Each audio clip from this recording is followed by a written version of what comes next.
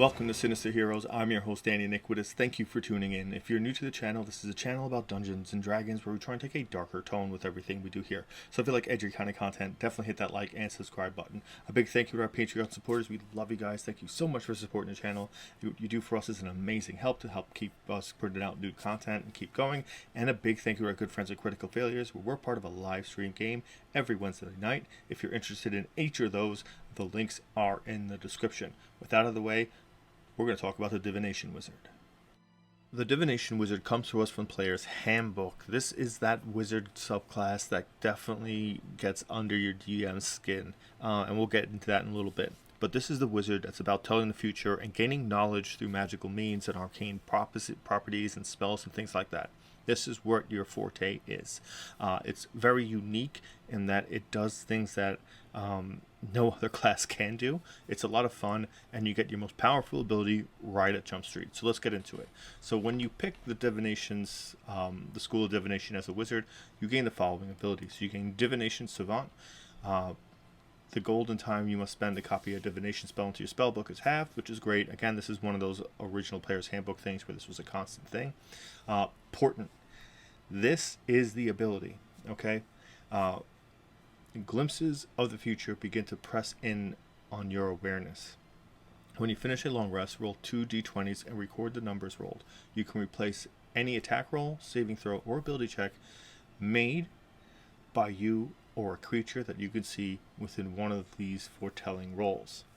You must choose to do so before you see the roll, and you can replace a roll in this way only once per turn.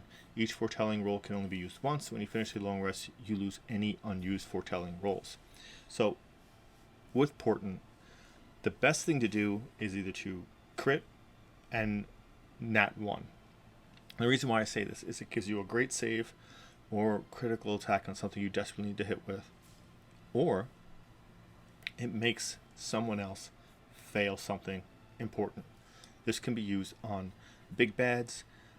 This can be used on a number of different creatures, enemies in any way, shape, or form that you feel is necessary. You have to use these to make the most benefit. If you're the kind of person that holds onto an item till it's the important time to use it, you will never use it. It's important to use this. You have to just see an opportunity and go with it. If you're going to use this on a big bad, burn the legendary resistances first, because they can always choose to succeed. But after you've burned those 3, smash that portent on something like polymorph and turn them into a potted plant, and boom, that dragon is done for. That's the way you use this. DMs will hate this, and you get this at 2nd level. The next ability you gain is Expert Divination.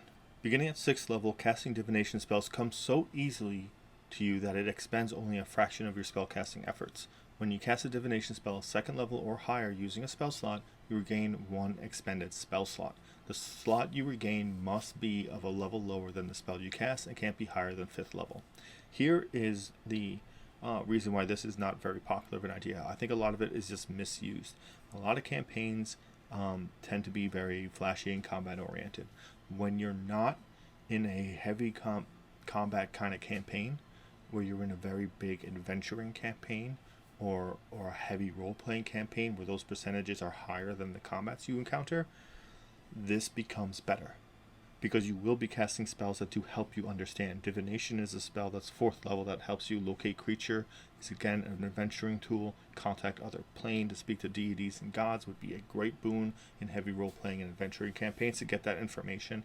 Legend lore, Rary's telepathic bond is great for communing with your party in very secretive circumstance, but again, it's a ritual, so the chances of you casting that are pretty few and far between. Scrying is very good, and then later on you get True Seeing and Foresight. Now Foresight's a 9th level spell. If you get 9th level spells, you're going to be casting Wish the whole time, so I really wouldn't worry too much about it.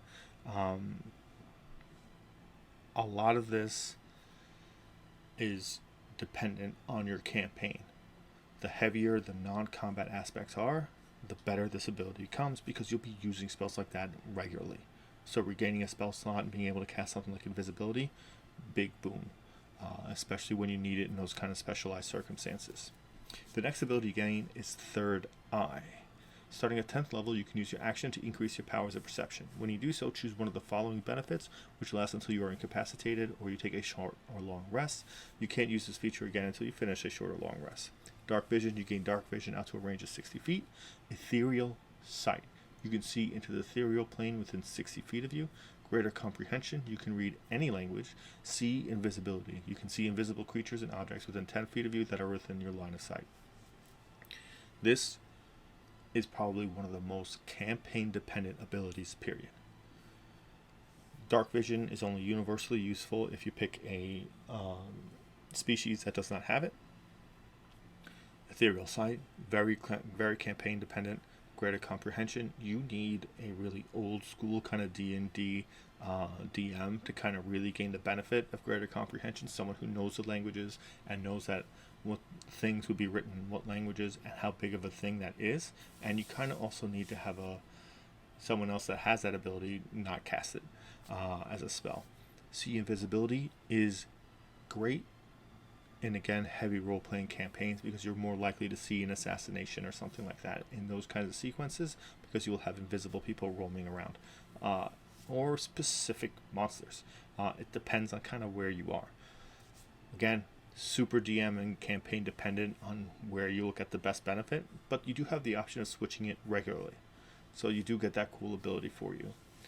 And finally, you gain Greater Portent.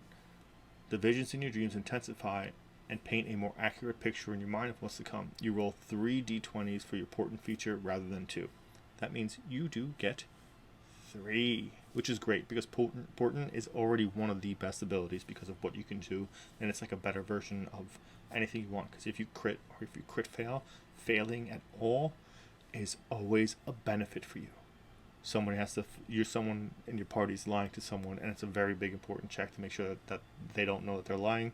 Switch that to a fail. Failures are your most devious things with this kind of a wizard, and it's a lot of fun to really manipulate things and cause things to be bad. But again, when it comes to creatures that are boss status and have legendary resistances, always burn those down first before you do this, because that makes a huge difference.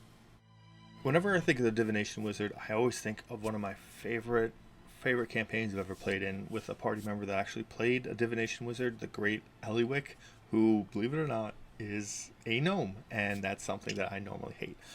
So me loving that kind of character is a big testament to the awesome character that she was. That being said, the Divination Wizard is very powerful, and its strength comes right away. You don't have to wait for it. It's built in hardcore right there. It's amazing. Definitely play around with it.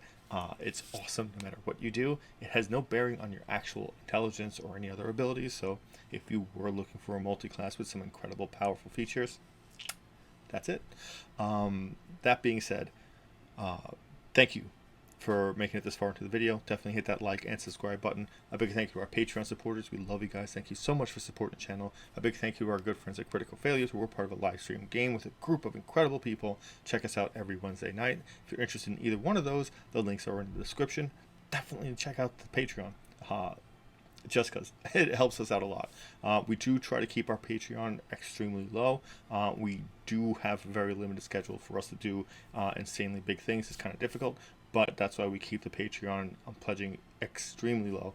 But thank you to all of you who do pledge. It's a very, very big thing for us, and we do appreciate you all. Thank you so much, and thank you for giving a spooky kid a chance.